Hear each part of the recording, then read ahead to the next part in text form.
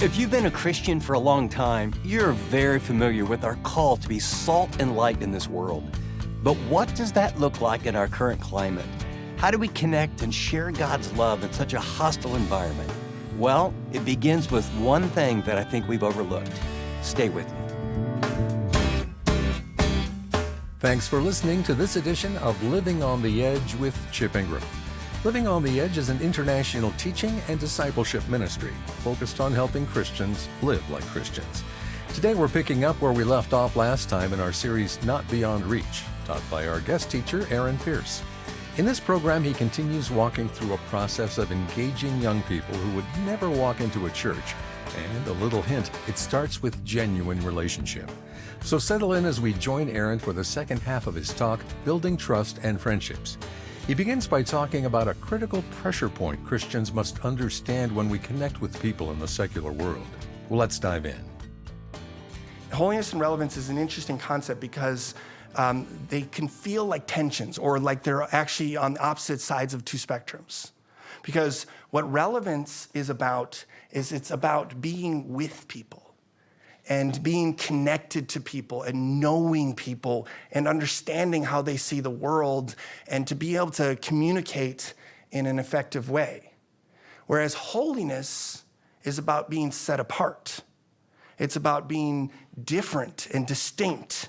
And so what happens is you can actually err on either side. So you can be completely, quote unquote, relevant to the point where you look exactly like the world. And you essentially adopt the world's lifestyle and morals and theology in order to fit in and to connect. The other spectrum is that we are so, quote unquote, holy that we isolate ourselves from the world, that we're completely disconnected, that we do everything separate Christian schools, Christian entertainment, Christian everything, so that we have no impact and no influence on the world. As followers of Jesus, we are called to go into the world and to transform it. And that means that we have to be distinct. We don't compromise morally or theologically, but we also don't hide from the world either. So how do we do this well? So the first thing is we want to be, when we're developing these relationships, these friendships, we want to be distinct. We want to be clear that we're a follower of Jesus, right? We don't want to hide the fact that we are a follower of Jesus. In fact, if following Jesus is core to who you are, it should come out naturally, right? It should be part of the flow of your conversation. So we want to be distinct and clear, but we don't want to be obnoxious or a Jesus robot where we can't we don't see the social cues that are going on and we're just like, rah, Jesus, we want to be able to connect with people naturally and be clear that we are followers of Jesus. The second thing that's really important in this approach is that we cannot be offended that non-Christians act like non-Christians. So many times Christians are so precious and so easily offended when someone acts a little rough or maybe makes a comment politically that you don't agree with and it's like, whoa, and you freak out. And we need to be able to a little more relax that we're not gonna freak out when someone acts like a non-Christian because that is what they are. Right? So to give you an example, I grew up in the Netherlands, and I grew up with a friend that my brother and I both had. We grew up in the same neighborhood. We had a great friendship, and then when we got older, we left. We left the Netherlands, and then years later, I came back to Amsterdam, and I thought, I'm going to look up my friend. And so I went to his house, knocked on his door, and it turns out they were having a party, and they're like, yeah, he's upstairs. Go upstairs. So I went upstairs. Whole group, and this is Amsterdam, mind you, there's a whole group of people and they're all smoking joints and they're like, come on, sit down. And I could have been like, whoa, no way, get away from me. And instead I was like, okay, fine. Sat down, they handed the joint, I handed it off to the next person and just began to have a conversation with these people because I'm not gonna be tainted or, I can hang out with non-Christian people and not be offended that they act like non-Christians, right? So we can be a little not so precious about that. The next point is that the goal, and this is critical, the goal is not to flaunt our moral superiority Like the fact that we swear a little less, or the fact that we don't get drunk. And the goal is not to flaunt that. The goal is that we actually allow them to see our supernatural hope, love, joy, and peace. So what I mean by that is what people want to see is, how is it that you are joyful in suffering, right? How is it that you just found out that you have cancer, but you have peace? How does that make sense? How is it that you have hope when everything around you is falling apart? How is it that you are able to love the unlovable, that you are able to forgive someone that hurt you? How is it that you are able to have hope, love, joy, and peace? And the reason is because it's not natural. It's a supernatural thing the Holy Spirit has done in you. That is what you want people, the distinction that you want people to see. I'm not suggesting that we don't worry about our morals. I'm just saying that is not what's going to attract someone. They want to see something supernatural. And the supernatural is the fruit of the Spirit.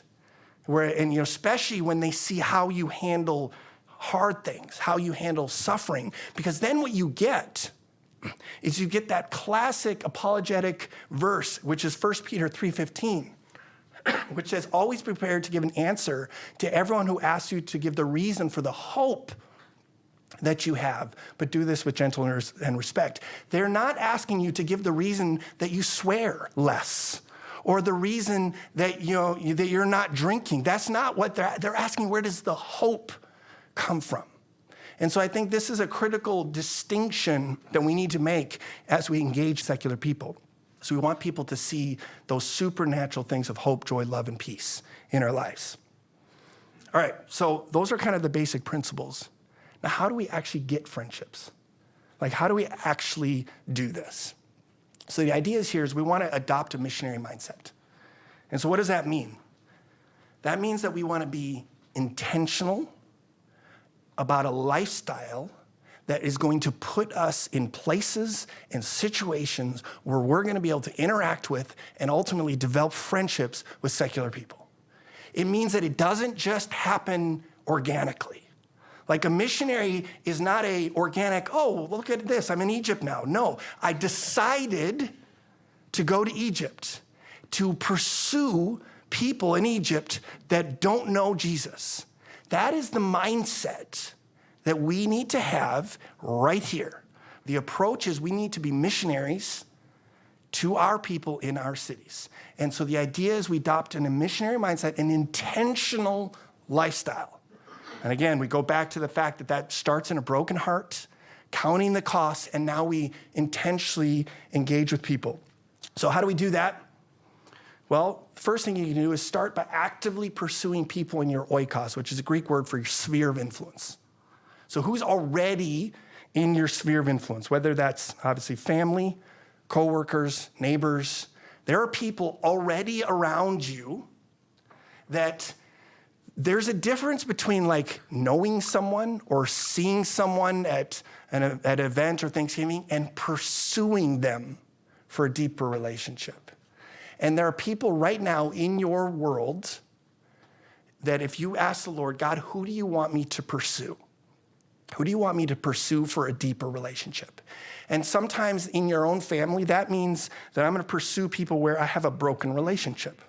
And the goal in this case is not necessarily to preach the gospel. Ultimately, we want that. But the goal is to build and mend a relationship, right? To start there. Or maybe there's people that you're worked with for years, but you haven't pursued a relationship with them beyond your work. And there's one of the greatest mission fields that we have today is our work, where we get to interact with secular people. And you don't have to build a relationship with everyone, but maybe 2 or 3 people where you pursue them and you develop a relationship outside of the work context where you can begin to have open, personal, and ultimately spiritual conversations. But who are those people? And this is something that you need to take to the Lord, right? Because again, we have a limited capacity to develop relationships. And we need to say, God, who is it in my sphere of influence that you want me to pursue intentionally for a deeper relationship? And ultimately, we're talking about people today who would not walk into a church. Second thing, when it comes to the missionary mindset is we should expand our oikos, because the reality is in our culture, our oikos, our sphere of influence is getting smaller and smaller. Even our neighborhoods we don't engage with like we used to. Working from home has made our work influence smaller and smaller, right? Families are more separated than ever before. So in fact, a lot of times our natural sphere of influence is pretty small. And so we need to expand that by being relationally present in secular places. Again, this is that missionary mindset. And so the idea is, what can we do? Well, go to it's places like hobbies, where people like to do things together. Remember, secular people are looking for belonging and community. And if they're not finding it in the church, they're finding it in other places. And so these are great places where you can, not just organically because I like sports, because I want to develop relationships, because I want to connect with people. Where are the places that I could go, hobbies that I can be part of, where I can develop relationships with secular people that wouldn't walk into a church? The other are causes. Causes are actually awesome ways to connect, because causes, and we'll talk about this later when we talk about politics, but causes inherently suggest that people want to be part of something bigger than themselves, and that they believe the world is not as it ought to be, and they want to make it better. I mean, those are biblical truths that we can actually connect with someone on, even if they don't follow Jesus. So finding causes, whether it's local politics, social causes, neighborhood groups, whatever, causes that you can connect into to develop these relationships with secular people. Chip here, and you're listening to our series, Not Beyond Reach, taught by my friend Aaron Pierce. Before we get back to him, I want you to know that listeners like you help us support pastors globally, develop discipleship resources, and spiritually engage the next generation. I want to invite you to join us today by going to livingontheedge.org with a gift that can really make a difference. Now, back to Aaron. And then lastly, it's places or events, right? So it's public places where people hang out, parks, bars, gyms. Maybe it's events like festivals where you can go and you can develop authentic relationships. Again, the big paradigm shift here is this doesn't just happen organically. Right? This is God saying to you, I want you to be a missionary in your city. And part of being a good missionary is you go where the people are in order to develop authentic relationships. And you go there and you develop real relationships with them. Now, some key wisdom, especially when you're going to places that are either kind of spiritually dark, or there's maybe some issues like if there's alcohol there and you've got a history with alcohol abuse. The key here is there needs to be wisdom in going. You need to be clear about your motivation, why you're going, and who's doing the influencing. And the other key thing about this is generally you don't want to do this alone. One of the things, my big challenges in this is that this should not be an individual sport. This should be a team sport. And what's cool about doing this with a group of people is that they actually, first of all, we're gifted differently. We bring different strengths and giftings to the group, but also there are moments when I'm weak, or when I'm not feeling particularly brave or courageous. But then if I'm going with someone else, it's like working out. When I know someone else is gonna be there that I said I'd be there with, I show up, right? So doing this together is good because it keeps you motivated, it keeps you going, but it also keeps you safe so that you're not being influenced by the scene, you're influencing the world. So find others that you can do this with, and it makes for a really cool thing to do together.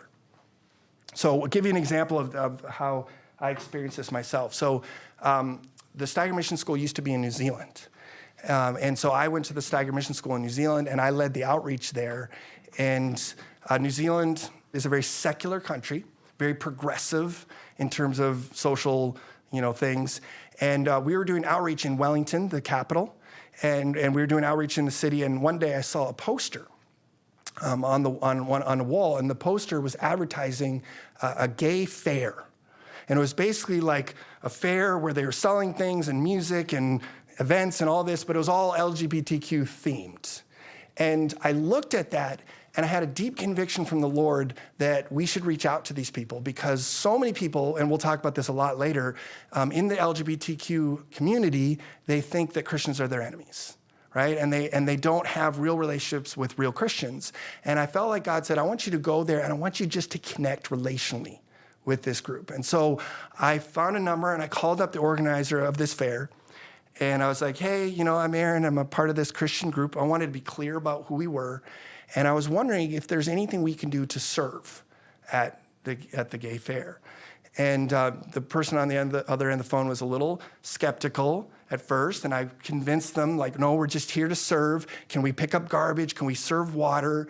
And eventually, all I can tell you is that in the end, they gave us permission to set up our own stall at the gay fair to serve water.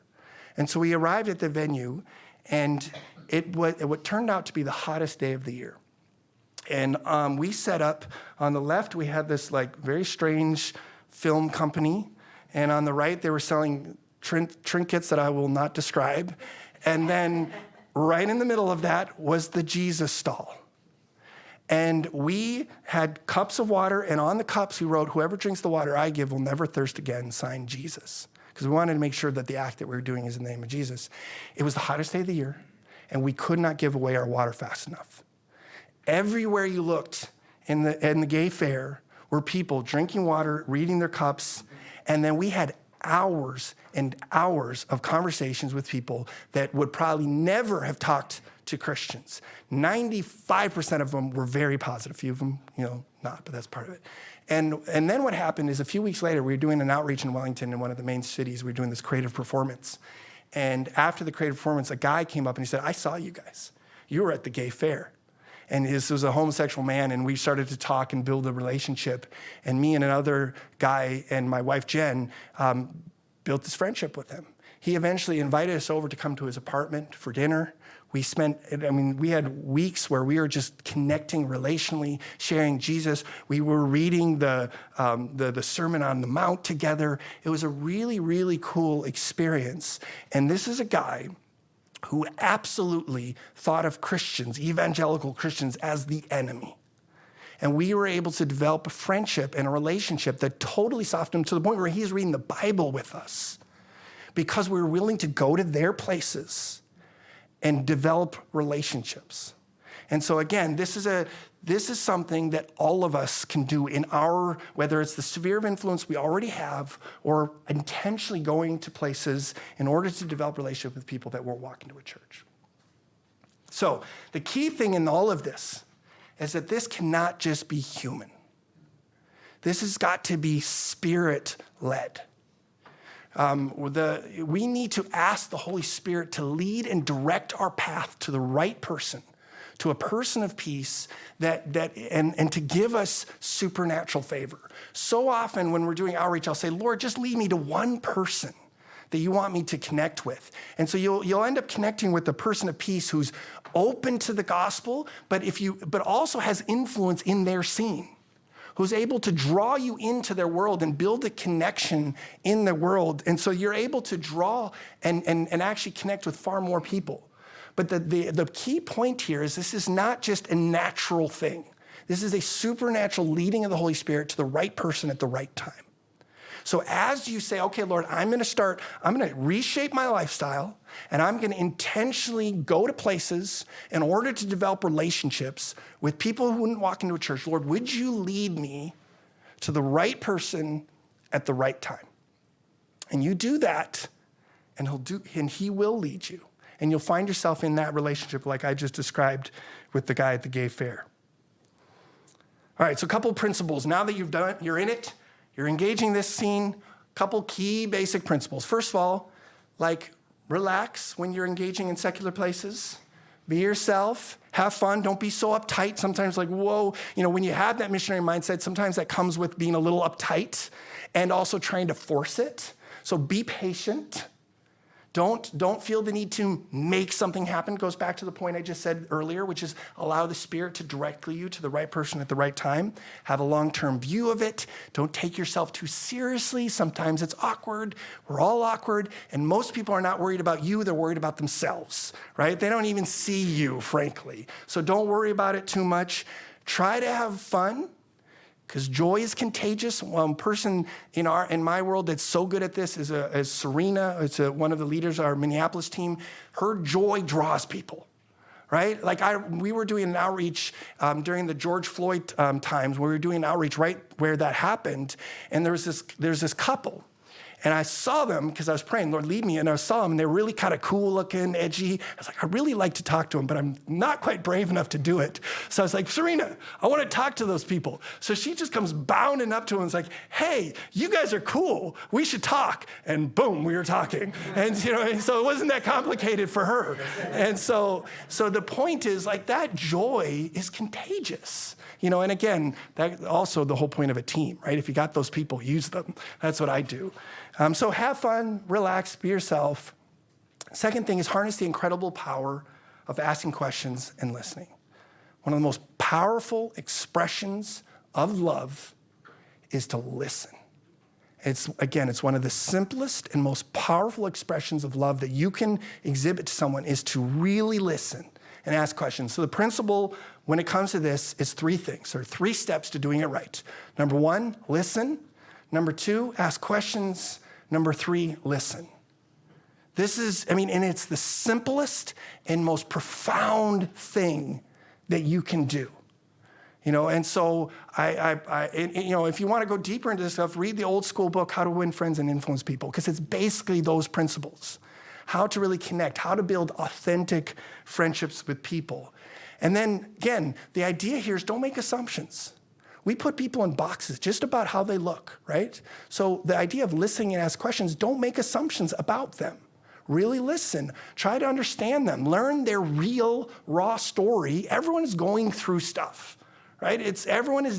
Filtered reality looks good, but in true reality, there's stuff I'm going through. So learn the real story. And what's amazing is people will tell you their real stories. Going back to that story with Serena and those 2 people, we connected with them. We sat down right in the middle of the George Floyd thing and just talked for hours. And they shared stories, deep, vulnerable stories of brokenness so quickly. People are really hungry to share their stories. And then, again, really try to understand their perspective. And one of the easiest things, when someone says something that you don't agree with, just like, how did you come to believe that? Really understand. And oftentimes, 2 things happen. When you understand how they came to believe, you understand the real issue. Plus, you have a love for them and an empathy for them that you might not have had before. So really try to understand what they believe. And remember, empathy is not the same as agreeing or affirming. Sometimes we're so afraid to listen and understand someone whose view is totally out of alignment with the Bible, but that's okay. That is not the same as agreeing or affirming. Remember that, and then find common ground and genuine ways to affirm someone. We're going to talk about this more during the spiritual conversations idea, but there's always things that you can affirm in someone, because whether they're following Jesus or not, they are made in the image of God. And there's things about them that God has designed that you can begin to call out and to affirm. And that is like water to a desert for secular people who are not hearing those words of affirmation. So the principle here is, how are we going to build relationships with secular people? My challenge to you is this. Ask God to highlight, spend some time alone, seeking the Lord, and ask God to highlight one person in your oikos that you will actively pursue for a deeper relationship.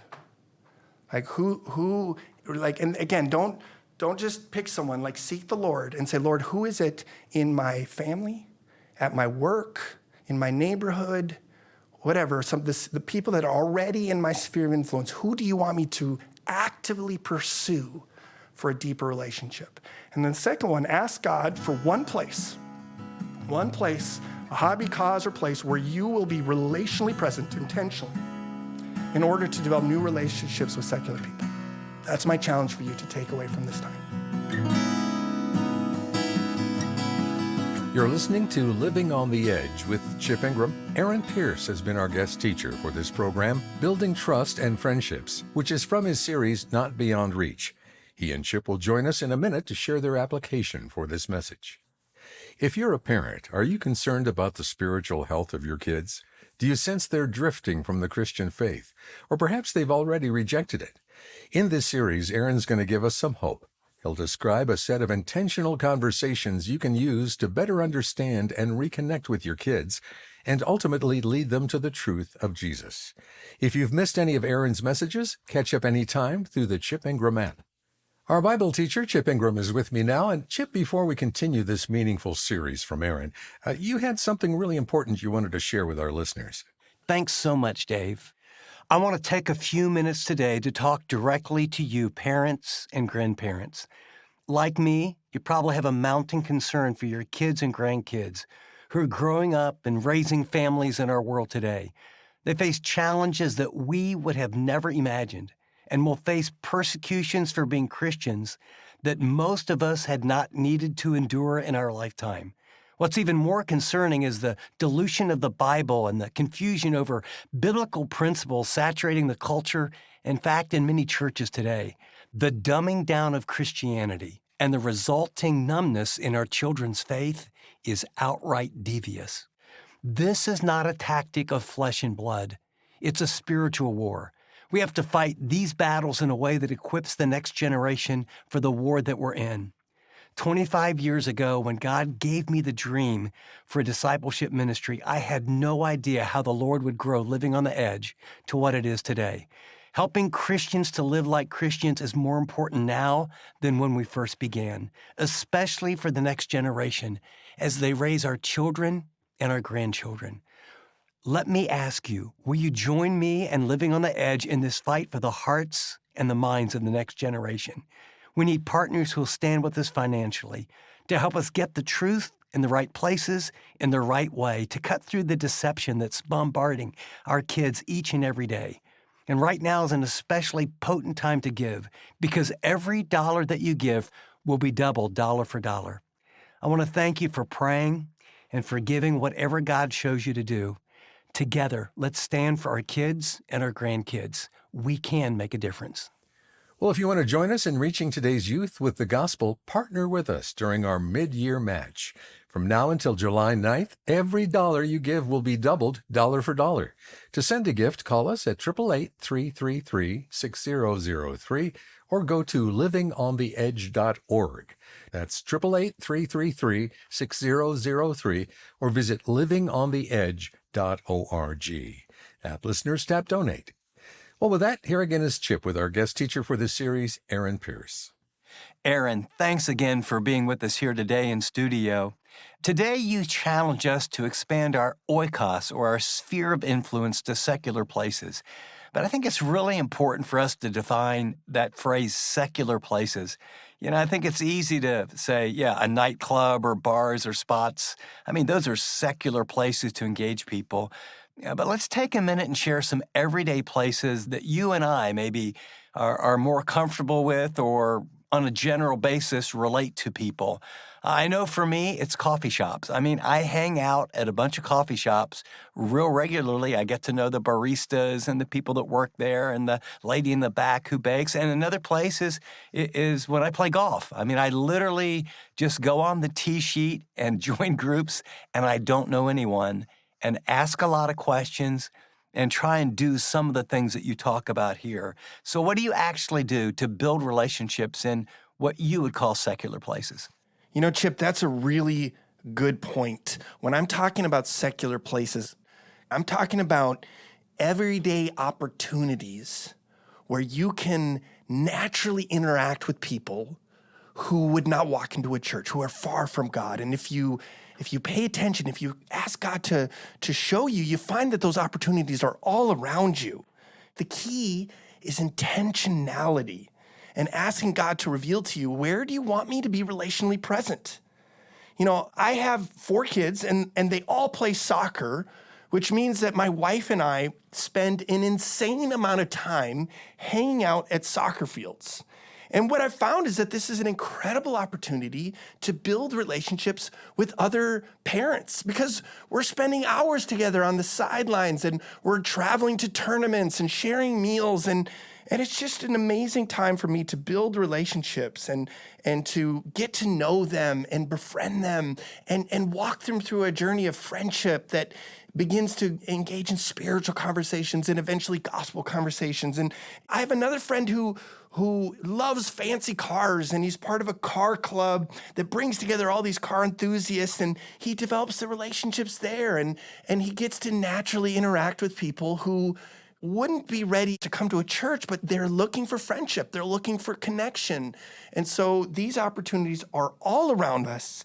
And it just is a matter of intentionality to adopt that missionary mindset right where you are and to pursue people in these places where God gives you those opportunities. Thanks for that challenge, Aaron.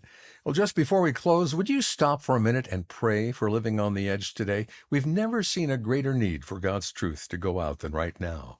And by God's grace, Living on the Edge has provided encouragement, teaching, and personal discipleship resources to more people than ever. So thank you to those who support us in prayer. God is doing amazing things. Well, from all of us here, this is Dave Drury thanking you for joining us for this edition of Living on the Edge, and I hope you'll be with us next time.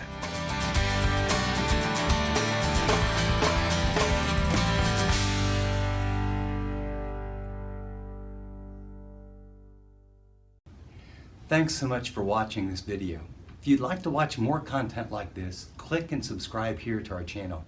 And by the way, if you'd like to know more about Living on the Edge, find out about more resources, maybe get on the mailing list, go to livingontheedge.org. See you next time.